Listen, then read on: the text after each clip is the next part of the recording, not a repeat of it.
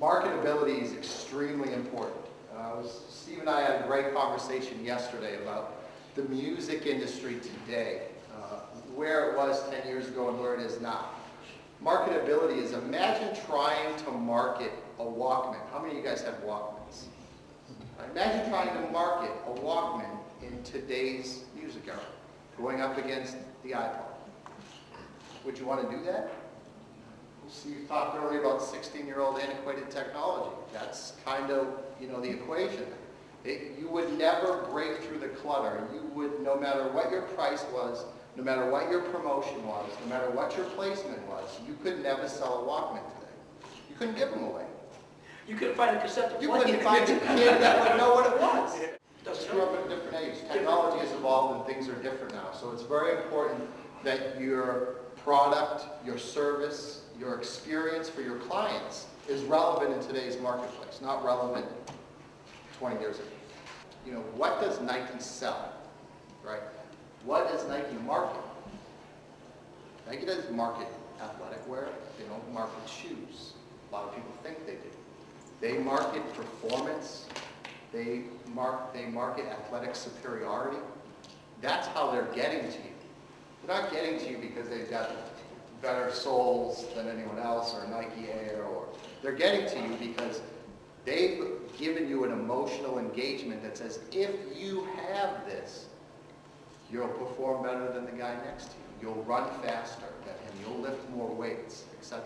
So think about that when you're thinking about how you're marketing your practice and your annuity practice. Are you simply telling people, what do you do for a living? I'm a financial advisor. I'm a financial planner. Or are you engaging them emotionally? What do you do? Are you using the number one question in your approach, in your appeal?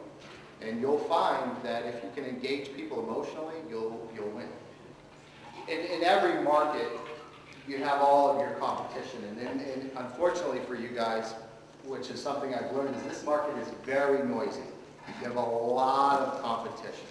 Whether it's from RIAs, IARs, stockbrokers, the bank, there's all this competition in the marketplace and they're all extremely noisy. So to market yourself, you need to cut through that clutter. Okay? You have to create and define a message that's going to stand out. If you're simply a financial planner or an estate planner, or you follow the rest of the trough, you'll never stand out. So what you want to do is make sure that you're defining your message in a way that stands out from the rest of the marketplace. Impressions is a term that's not used by marketers in this industry a lot, but what you're trying to accomplish is creating a message, and then you're trying to build an impression base. Generally, in the industry I came from in consumer goods, you're 8 to 12 impressions before somebody will respond to you. There's a reason why you see, anybody familiar with the Snuggie? Everybody's familiar with the Snuggie. There's a reason why you saw that commercial 20 times a night. Because people didn't call the first time. They didn't call the second time. They didn't call the third time. Generally it takes 8 to 12 times. So when you're thinking about targeting your demographic, the people that you want to see your advertisement, or you want to engage them and tell them about your practice, you've got to think about reaching them 8 to 12 times before they're going to recognize you, before you're going to stand out from the clutter.